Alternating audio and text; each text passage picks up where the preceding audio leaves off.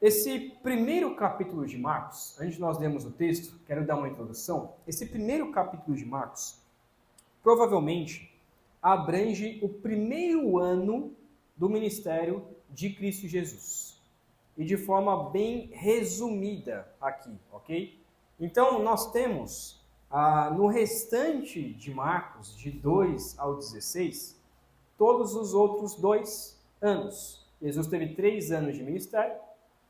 E aqui nós temos então o primeiro ano de ministério, encerrando nesse primeiro capítulo, dando um resumo daquilo que Jesus fez, que foi de pregar sábado a sábado nas sinagogas da Galileia.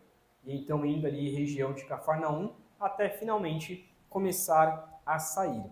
Então nesse tempo, nesse primeiro capítulo, é onde nós encontramos então esse primeiro ano. Agora eu queria que você imaginasse que se você tivesse uma doença incurável. Nós temos irmãos aqui que têm doenças incuráveis. Imagina se você tivesse alguma doença que de fato não tivesse cura. Você pode tomar o remédio que for, você pode ir para todos os médicos que você encontre e pagar o mais caro possível, mas essa doença ela não tem cura. Agora imagine que essa doença faça com que não somente não tenha cura, mas também faça com que você seja excluído totalmente da sociedade. Imagina isso. Que na sua doença você fosse totalmente excluído da sociedade.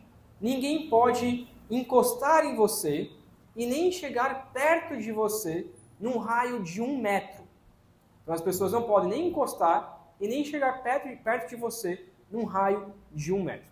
Essa doença que você tem é altamente contagiosa. Então se alguém encostar em você, provavelmente também vai pegar essa doença.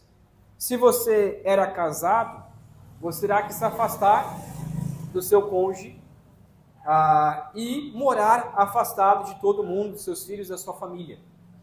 Você terá que largar o seu emprego e se tornar então um mendigo, pedindo comida todos os dias para as pessoas que entram na cidade. Já imaginou alguma coisa parecida com essa?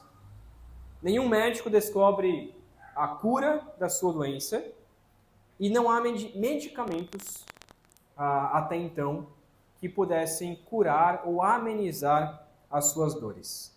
Cada vez mais, essa doença ela vai se espalhando na sua pele, criando bolhas que, ao explodir essas bolhas, criam feridas ao ponto de ficar na carne viva.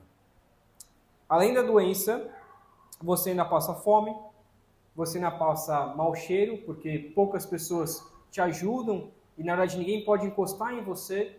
Você tem que morar fora da cidade e você tem que ficar na porta da cidade, na entrada da cidade, pedindo comida, pedindo alimento para as pessoas que jogam para você e te tratam como um cachorro, te tratam como qualquer um ali.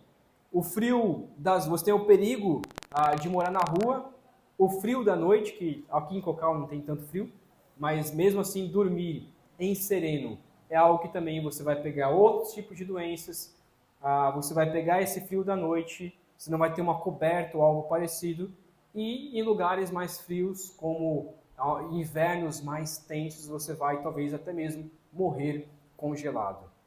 E principalmente excluído de toda a sociedade.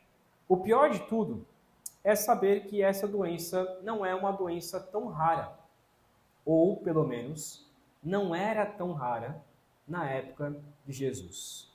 Muitas pessoas têm essa doença e também eram excluídas da sociedade. Que doença é essa? Talvez uma das piores doenças que existiam naquela época, que é a lepra, que é o que nós vamos então ver hoje, nesse momento. Mas eu queria que você, ao ler esse texto, imaginasse toda essa situação e tentasse se colocar no lugar deste homem leproso, que é o que nós vamos então ver nesse texto. Vamos ler então versículos 40 ao 45 de Marcos 1, que diz assim: Um leproso se aproximou de Jesus e lhe pediu de joelhos: se o Senhor quiser, pode me purificar. E Jesus, profundamente compadecido, estendeu a mão, tocou nele e disse: quero sim, fique limpo. No mesmo instante, a lepra desapareceu dele e ele ficou limpo.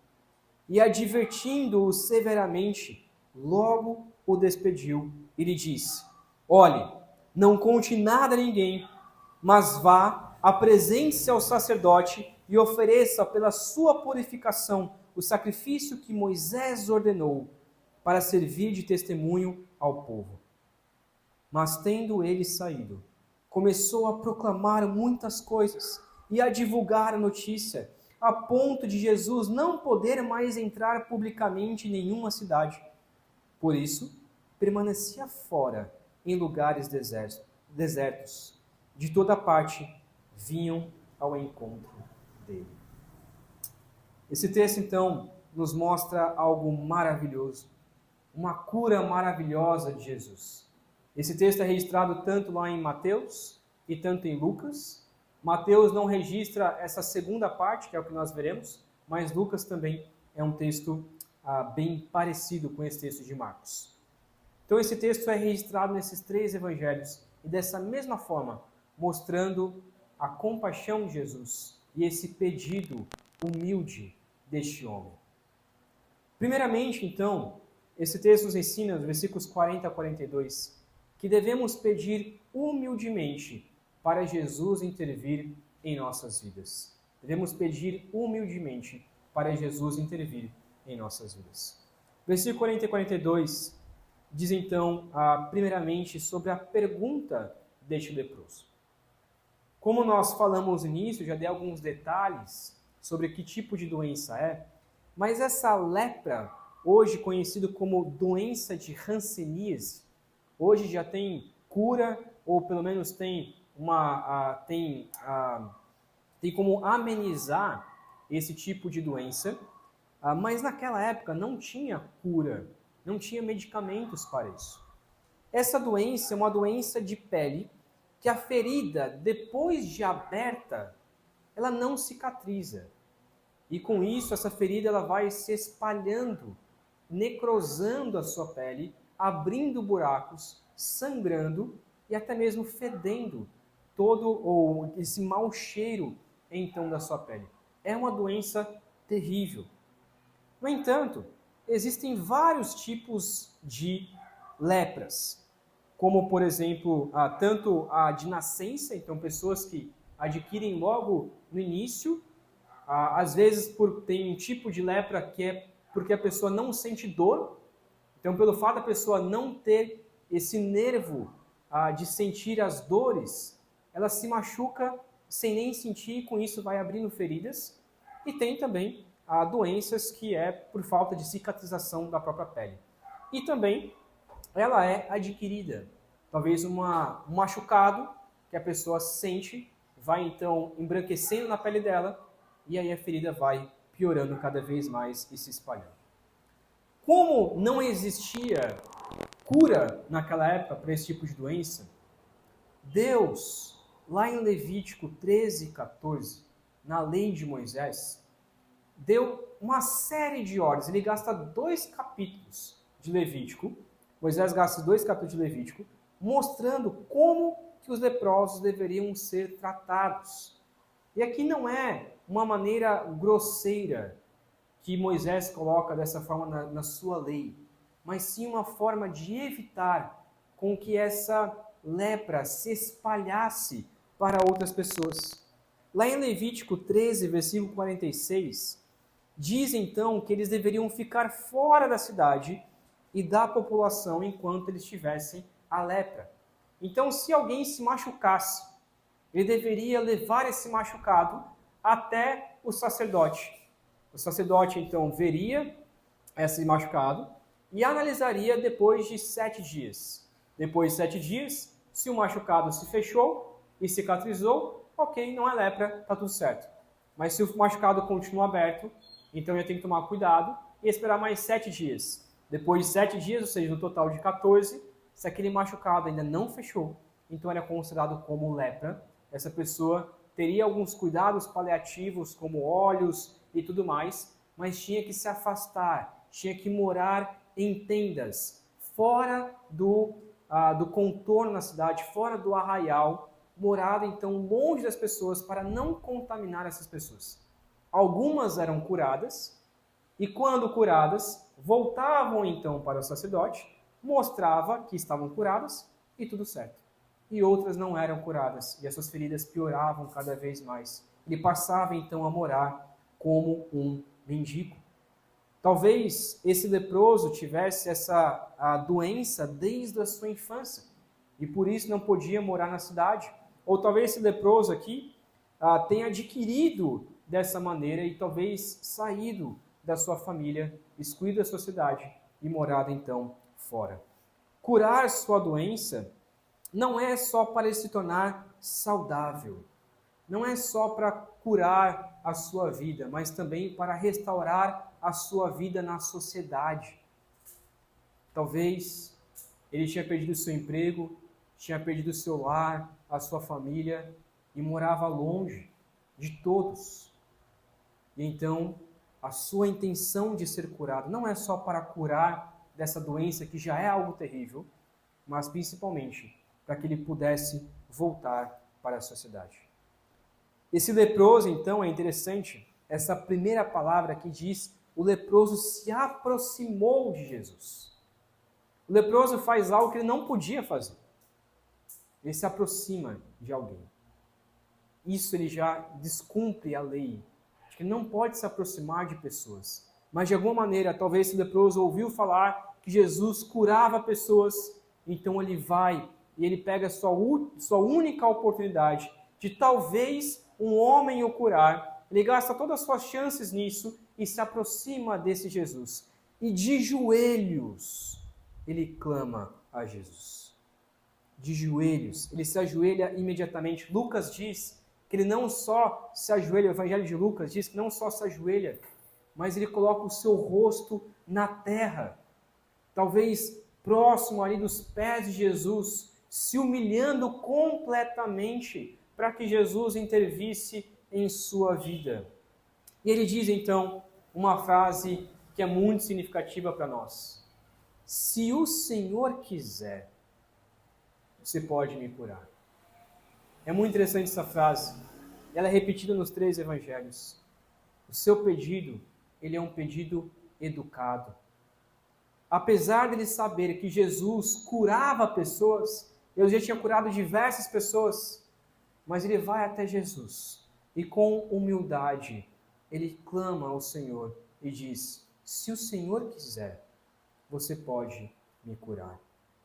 Isso nos mostra algo totalmente de como nós vemos em muitas igrejas e muitos pastores dizendo por aí. Alguns pastores pregam que você tem que tomar posse da sua bênção. Já ouviu isso? Você tem que tomar posse da sua bênção, tem que colocar Deus na parede e falar assim: Deus, eu sou teu servo, eu te sirvo, eu faço coisas boas para o Senhor, então o Senhor tem que me curar. Você tem que exigir a sua cura. A sua fé tem que ser desse jeito, exigindo que Deus faça as coisas para você. Irmãos, Deus não é capacho. Deus não é ninguém para a gente mandar e obrigar Deus a fazer nada na nossa vida, não. A gente não tem que ficar clamando ao Senhor, dizendo: olha Deus, eu quero um carro, então você vai me dar um carro. Olha Deus, eu quero uma bênção, então o Senhor vai me dar uma bênção. Olha, eu sei que o Senhor tem poder para me curar, então o Senhor vai me curar. E muitas vezes as nossas orações são assim: Senhor, eu quero tomar posse dessa bênção, então me dê essa bênção. Coloca Deus na parede, achando que dessa forma Deus vai nos escutar e vai nos atender. Irmãos, nosso pedido, a nossa oração deve ser como este leproso: Senhor, se o Senhor quiser, faça isso em minha vida. Se o Senhor também não quiser, eu aceito. Se o Senhor não quiser, eu vou continuar vivendo para o Senhor alegre e contente, mas se o Senhor quiser, faça isso em minha vida. Nós não temos que ficar obrigando Deus a fazer nada para nós. Nós temos que ter esse coração exatamente como este coração deste leproso. Se o Senhor quiser, faça isso. Nunca devemos faltar com respeito e exigir que Deus nos cure, que nos ajude, que nos abençoe. Nunca podemos colocar Deus na parede como muitos fazem. Deus merece todo o respeito. Ele é a nossa maior autoridade. Se você chegar para um supremo juiz e falar assim, olha, eu quero que você faça isso para a minha vida, ele não vai fazer. Ele não é obrigado a nada. E Deus é muito maior do que um supremo juiz, muito maior que um presidente, muito maior que um rei. Deus, ele deve ser clamado com respeito. Jesus deixa isso bem claro ao citar na tentação, lá em Mateus 4, 7, em que ele responde, quando Satanás diz, olha, se joga desse penhasco e os anjos vão te ajudar, o que Jesus responde? Não ponha à prova o Senhor, o seu Deus. Deus tinha o poder de livrar Jesus. Se Jesus se jogasse do penhasco, os anjos de fato iam segurar Jesus e não deixar que ele morresse, porque não era o seu momento. No entanto, Jesus diz que ele não poderia pôr à prova o seu Deus. Quando nós oramos dessa maneira, exigindo que Deus faça coisas para nós, nós também estamos colocando à prova o nosso Deus. E não é assim que se trabalha com Deus, não é assim que nós devemos agir com Deus. E como Tiago diz, muitas vezes nós não recebemos, porque nós não sabemos pedir. Muitas vezes não recebemos as bênçãos, porque pedimos de forma pecaminosa. E este exemplo deste leproso, se o Senhor quiser, nos ensina como nós devemos agir em nossas vidas. Se o Senhor quiser, faça isso. Se não quiser, eu aceito. Mas se o Senhor quiser, por favor, faça. Qual a resposta de Jesus? O texto continua então, versículo 41. Diz que Jesus, profundamente compadecido. E essas duas palavras são maravilhosas. Profundamente compadecido. É incrível pensar que Jesus, o Deus encarnado, também se compadecia com atitudes sinceras de homens comuns. Não é a primeira vez que Jesus diz que amou certas pessoas. Não é a primeira vez que Jesus diz que se compadeceu de alguém. Veremos mais para frente que isso se repete. E nos evangelhos, nós vemos vários momentos em que diz que Jesus amou tal pessoa, Jesus se compadeceu daquela pessoa, daquele pedido, Jesus chorou por aquela pessoa. Várias vezes nós vemos isso, que Jesus se compadecendo com este pedido sincero deste leproso, Jesus se compadecendo com pedidos sinceros de várias pessoas e das suas situações horríveis. E era por isso que Jesus os curava. Jesus não curava pessoas simplesmente por ter esse poder, mas porque ele se compadecia das multidões, porque ele amava essas pessoas. Ele então estende a mão e toca nesse leproso, o que era algo que era contra a lei. Ninguém podia encostar em um leproso, porque senão você ia se contaminar também com essa lepra. No entanto, essa palavra tocar, que é a palavra efato, no grego, literalmente, não é só Jesus pegando o dedo e encostando no leproso. Essa palavra significa agarrar. Então, esse toque de Jesus, essa palavra efato, não é só Jesus foi lá e encostou, meio que com nojo, né? Das suas feridas. Olha, eu vou encostar aqui, mas só encostando aqui meio de leve. Não. Jesus, ele pega nesse leproso. Ele agarra, possivelmente, em cima das suas feridas. Talvez, até mesmo, ele estende a mão, mas é provável, alguns dizem, que Jesus tenha abraçado este leproso. Tenha agarrado ele com suas mãos e abraçado com os seus braços, colocando a sua mão em cada ferida. Isso não era um descumprimento da lei, porque Jesus não ia se contaminar, porque era impossível Jesus se contaminar com essa doença, porque o que Jesus estava fazendo era limpando a lepra dele. Jesus não tem nojinho das pessoas. Jesus não tem vergonha. Talvez alguns olharam essa situação e falaram assim, opa, peraí, Jesus, você não pode encostar nele. Ele é um leproso, ele se aproximou de você. Alguns talvez olharam essa situação e falaram assim, não, Jesus, ele se aproximou de você, ele está descumprindo a lei. Ele não podia se aproximar de você. Mas Jesus não se importa com isso. Jesus tem compaixão. Jesus ama. E por isso ele encosta nesse leproso. Ele abraça possivelmente, ele agarra. Ele diz, eu quero sim.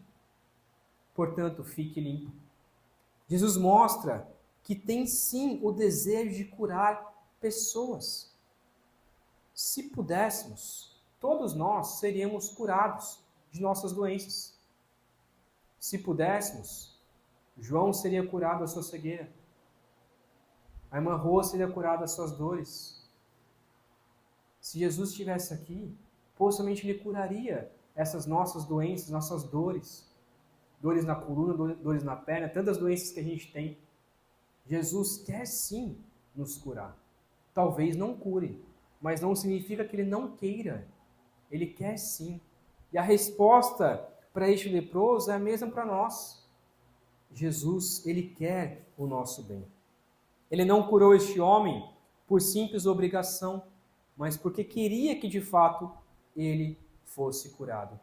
Portanto, podemos entender que Jesus se compadece das nossas fraquezas, das nossas fragilidades, das nossas doenças, nossos problemas, das nossas dificuldades. Essas coisas acontecem por causa do pecado, não estava no plano inicial da criação, no plano inicial de Deus. Tudo que acontece de ruim em nossa vida é por culpa do pecado. E elas vão acontecer como consequência natural do pecado, ou até mesmo por pecados específicos, por consequência dos nossos pecados específicos. Mas Deus se lamenta por isso. Deus não se alegra, não dá risada das nossas doenças, dos nossos problemas. Às vezes nós temos uma visão de Deus como se Deus desse risada das nossas doenças. Ah, eu te dei essa doença para você ver o que é bom para a tosse. Ou como alguns dizem, se Deus não pega na reta, ele pega na curva. Frases como essa, parece que Deus, ele é um Deus mau, ele é um Deus vingativo. Parece que Deus ele quer o nosso pior, o nosso mal. No entanto, Deus ele não quer isso. Deus de fato quer o nosso bem. E se não fosse pelo nosso pecado, se não fosse pela naturalidade do pecado, nós não teríamos esses problemas, essas doenças. E é por isso que o texto lá de Hebreus 4,15, que nós lemos no começo do culto, diz assim, Hebreus 4,15, porque não temos sumo sacerdote que não possa se compadecer das nossas fraquezas. Pelo contrário, ele foi tentado, Jesus foi tentado em todas as coisas, a nossa semelhança, mas sem pecado. O que esse texto nos diz? Alguns confundem, né, porque ele está no negativo, mas trazendo para o positivo aqui, seria nós temos um sumo sacerdote que se compadece das nossas fraquezas. Nós temos Jesus, que é o nosso sumo sacerdote, que passou pelas mesmas tentações que nós passamos, que viu a doença de pessoas e se compadeceu de todas elas. Então, de fato, Jesus se compadece dos problemas que nós passamos, se compadece do nosso choro, se compadece do nosso lamento, se compadece das nossas doenças. Jesus se compadece sim de todos esses problemas. E se possível, ainda que ele nos curaria. Versículo 43 ao versículo 44, nós encontramos então Jesus advertindo este leproso para que ele cumprisse a lei. Versículo 43 e 44 diz assim: E advertindo-o severamente, logo despediu e disse: Olha, não conte nada a ninguém, mas vá, apresente-se ao sumo sacerdote, ofereça pela sua purificação o sacrifício que Moisés ordenou para servir de testemunho ao povo. O que isso significa para nós? Que nós devemos obedecer a Jesus e à palavra de Deus. Jesus adverte severamente, ele chama a atenção do leproso para aquilo que ele iria dizer, pois agora era importante que naquele momento esse leproso cumprisse a lei, para mostrar principalmente aos outros e aos fariseus que estavam começando a perseguir Jesus, que Jesus não era contra a lei de Moisés. Ele diz, não conte nada a ninguém, porque o seu ministério ainda era um ministério secreto. Jesus não queria chamar a atenção de multidões.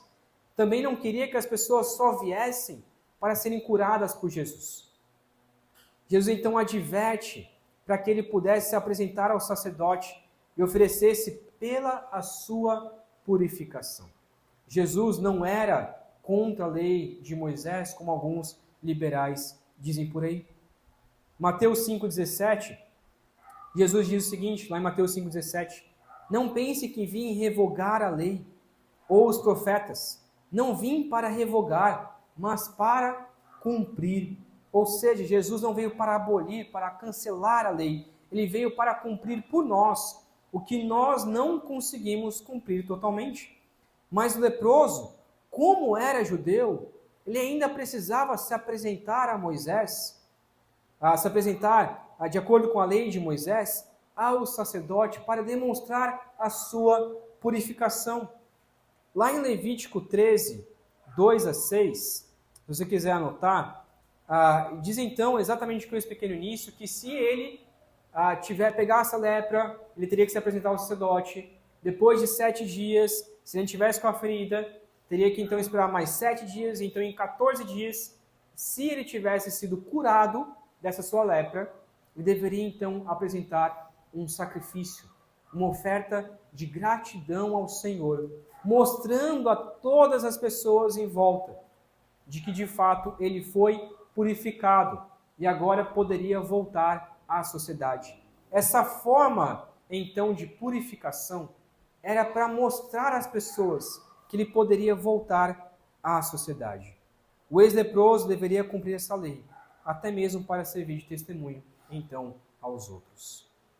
A lei para o leproso era essa. Ele era judeu, deveria cumprir. E no fim serviria de testemunho.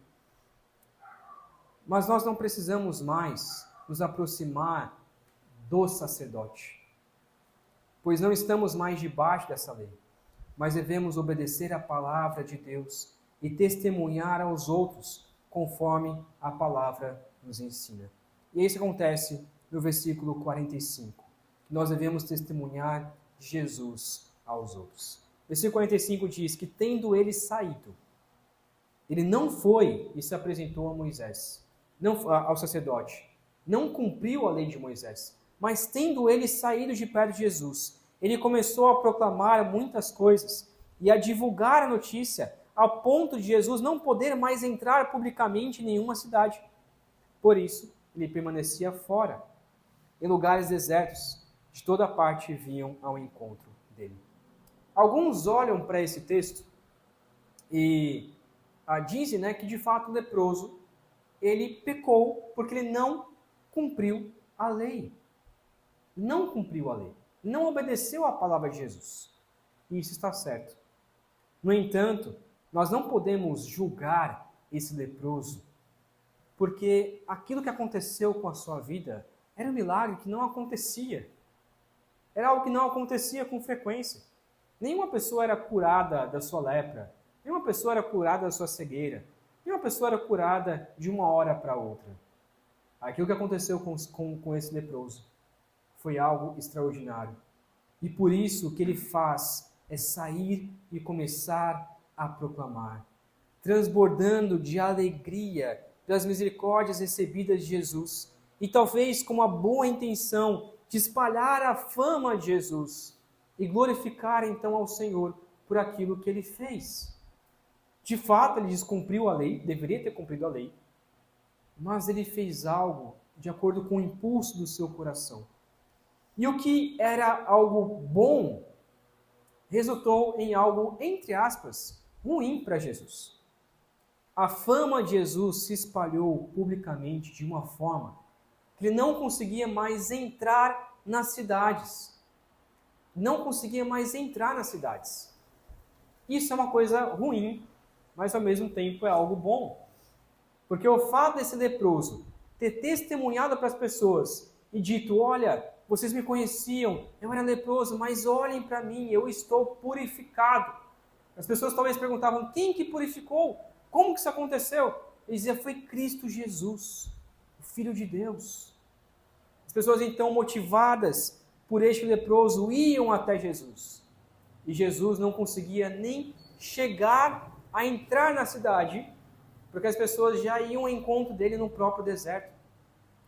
Jesus então, pela sua fama se espalhando de forma extraordinária, é algo que talvez não era a intenção, mas aconteceu.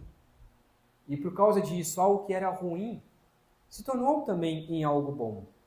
Porque as pessoas vinham ao encontro de Jesus no deserto com um desejo ardente no coração de serem curadas. Talvez alguns iam até Jesus para ouvir, porque a doutrina de Jesus era incrível. Jesus não precisava mais agora entrar em sinagogas, como ele fez durante todo esse ano.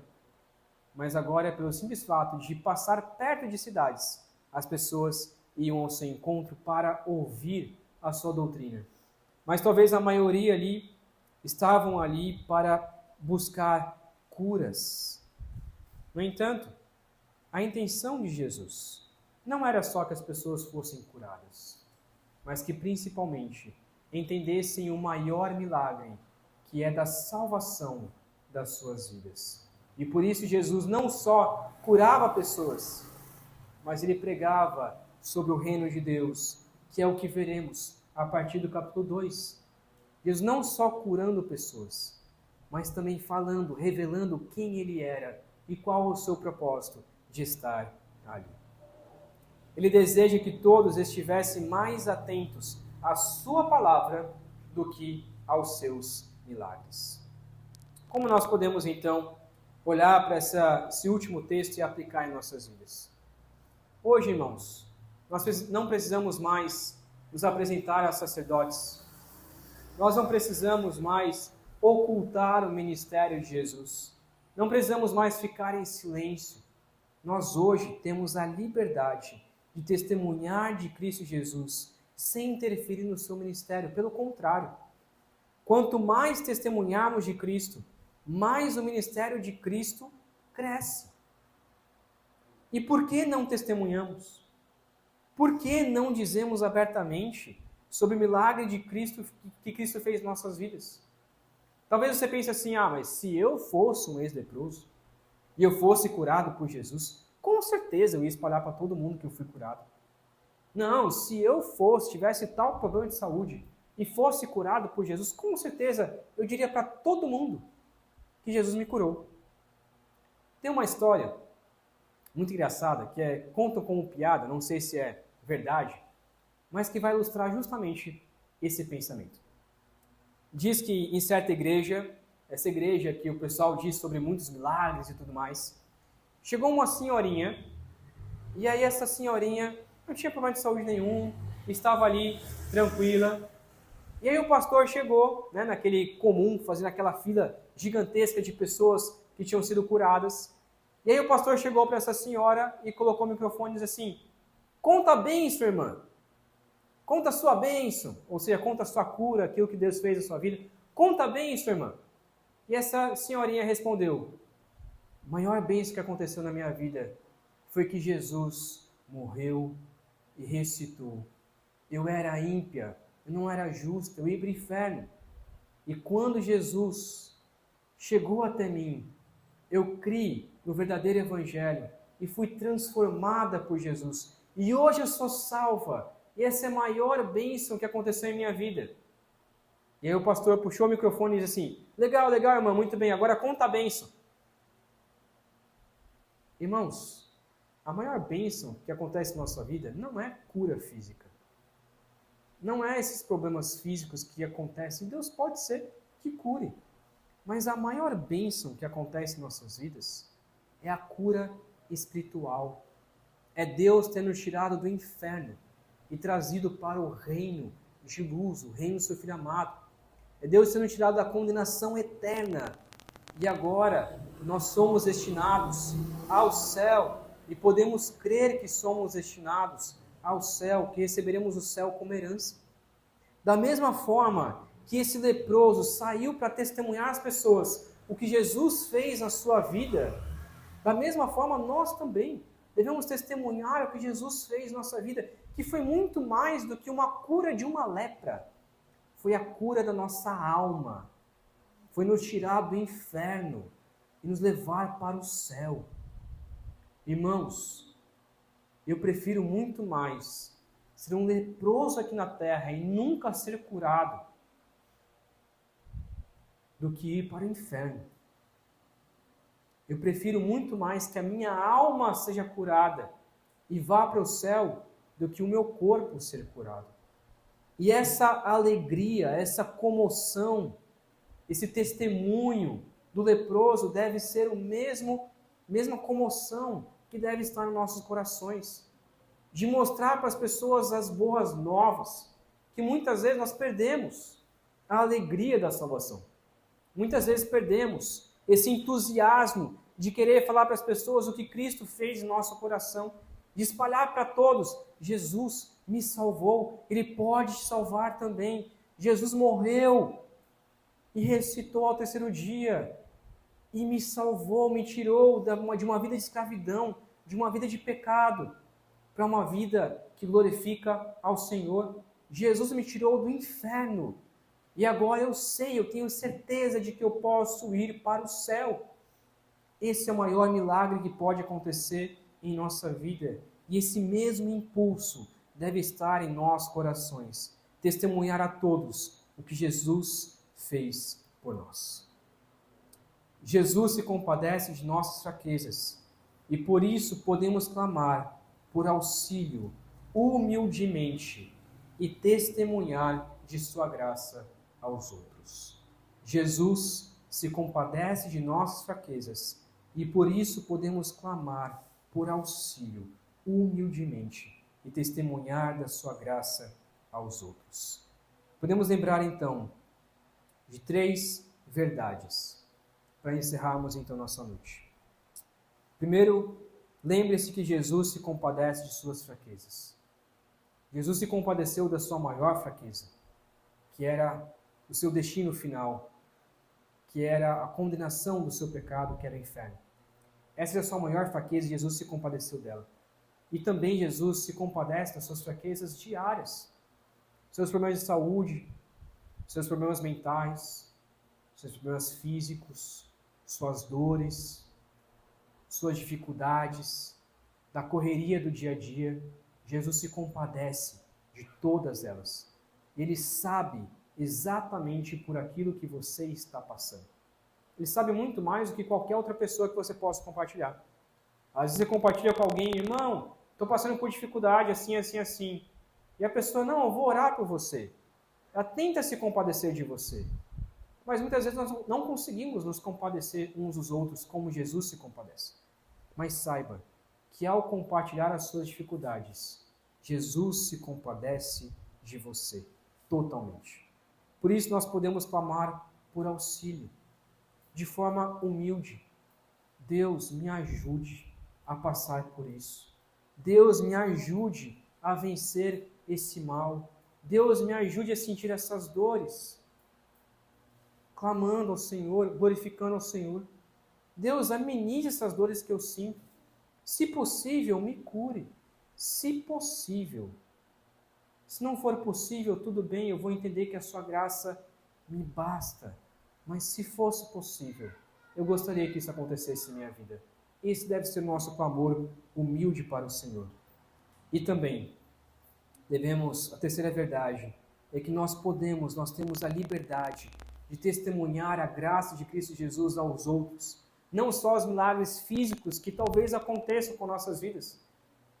Há muitos milagres que acontecem em nossas vidas, não só esses milagres que nós testemunhamos, mas a maior graça que aconteceu com nossas vidas, que é a salvação de nossas almas.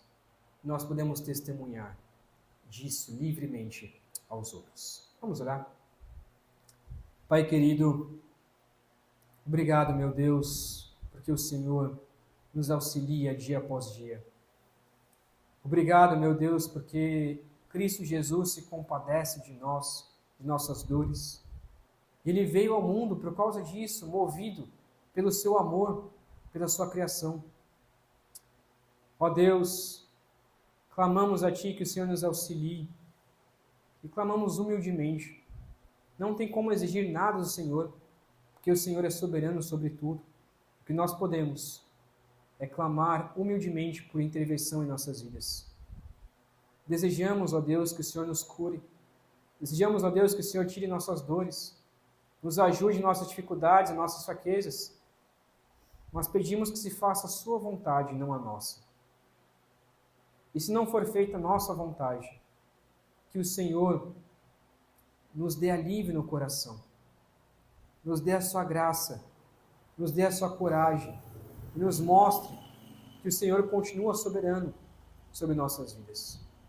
E, ó Pai, também clamamos que o Senhor coloque o impulso em nosso coração, o desejo ardente de testemunhar de Cristo aos outros, de mostrar o quão bom o Senhor é em nossas vidas, tanto em nossos dias, dia após dia, quanto o Senhor tem sido bom para conosco, e tanto, principalmente, pela maior graça, pela maior bênção que o Senhor nos dá, que é a salvação em Cristo Jesus.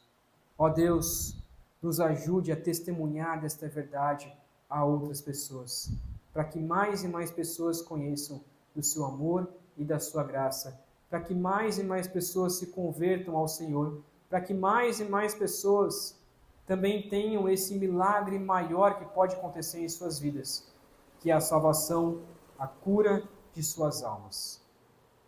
Oramos, ó Pai, pedindo que a graça de Cristo Jesus, que o amor de Deus Pai, que o consolo do Teu Santo Espírito seja conosco, hoje e para todo sempre. Amém.